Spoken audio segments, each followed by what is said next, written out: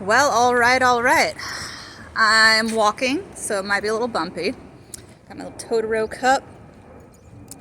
I just want to chime in a bit on this AI stuff. Oh, sweet, sweet AI.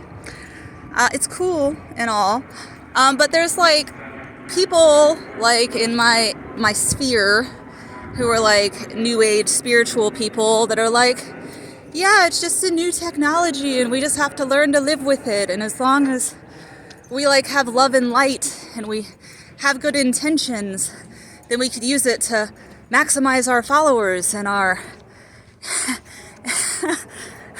and bring in a bunch of financial money for us. And I'm just yeah, everything can be used with good or bad, or just throw away those two phrases. And the beneath all of it is what was it made with? What company made it? What was their intention? And yeah, and there's some darkness. There, when we watched The Social Dilemma to learn about sweet manipulation by social media companies, their goal is to keep your attention.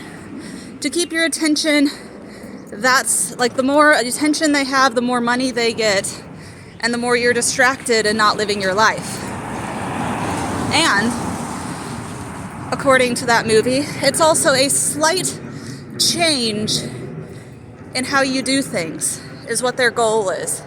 Their goal is to advertise to you and to create a system that you want to stay in that makes you change your path a bit to pad their pockets. And that's very apparent. Now on Facebook, when I watch a reel, whatever they're called, and it ends, or a little Facebook video, and then the video ends, a new video starts instantly.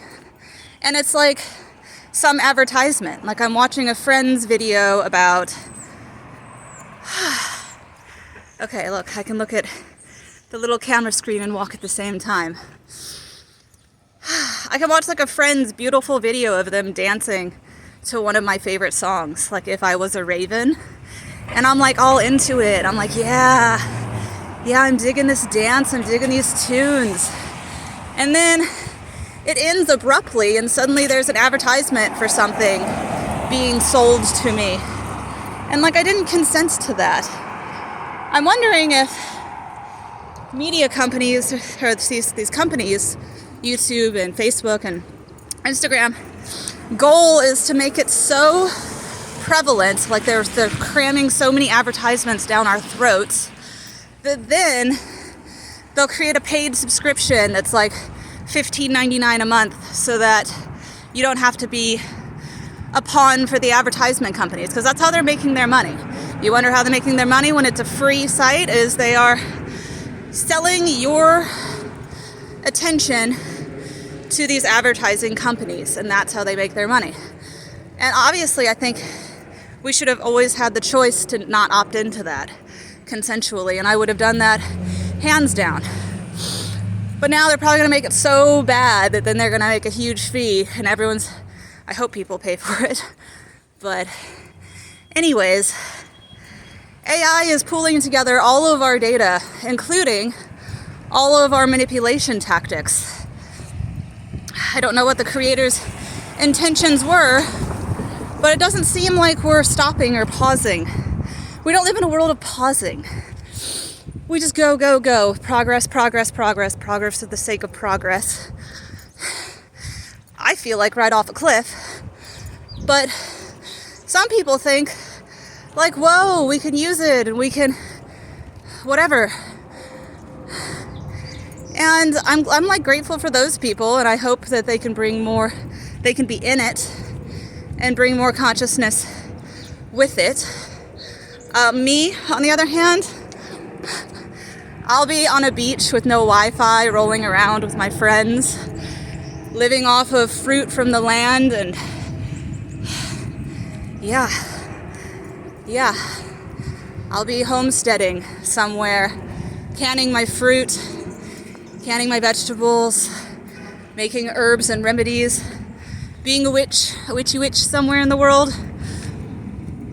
And yeah, like I have lived, like why am I someone who can make a message about this? Well, anyone can, but also in college I wrote a paper called Against the Mega Machine, an argument against technology. Anyways, teachers did not like it. They had like a lot of triggering happening, and it was supposed to be a non-biased thing. It was a writer thing that everyone in the whole college had to pass, and I failed. And their response was like, what do you want us to go live in caves? Meh. And yeah, I quoted, there's like a cool short essay called Against the Mega Machine about how we're just progressing with technology at full steam ahead with no pause. It's changing the shape of our brains, and we're giving it to our children. Like 30% of children under 3 months old are given screens. 3 months, under 3 months old. Just handed a screen, like here child, check out. Check out now. And we obviously have a huge problem in this culture. Everyone has their phones all the time. Everyone is in it. And like I needed help getting on the bus the other day. I had a bunch of bags. And I was like, oh, I'll just ask if someone's taking the 49 bus and ask if they can help me move my luggage. There was like 6 people waiting, but they all had little ear things in and they were listening to their shows or podcasts. And I was just like, I don't even feel like I can ask for help in this culture. Like, excuse me, can you take out your ear thing for a second? I'm a human and I actually want to talk with you. Yeah, crazy. I know we're in a city. I actually want to talk with you face to face. But yeah, commonly I feel like we're in a zombie apocalypse. When you're at a bus station, everyone's on their phone. You're at the restaurant, everyone's on their phone. And I am totally addicted to my phone, and I'm working on it. And we got some construction up here, so it might be a little hard to hear. But so like the question is like, are we solid enough in ourselves to, wow, they are really gunning it right there. Drills and everything. Like the question is like, can we not get addicted by this extremely addictive technology? Even games. My brother is very addicted to games. It's all he's ever done in his life is play video games, and they are built to keep you playing. They have things that say like, get a 3-day streak, get a 4-day streak, get a 5-day streak. Everything about them is built to keep your attention hooked on it at all times. And that's what social media is doing.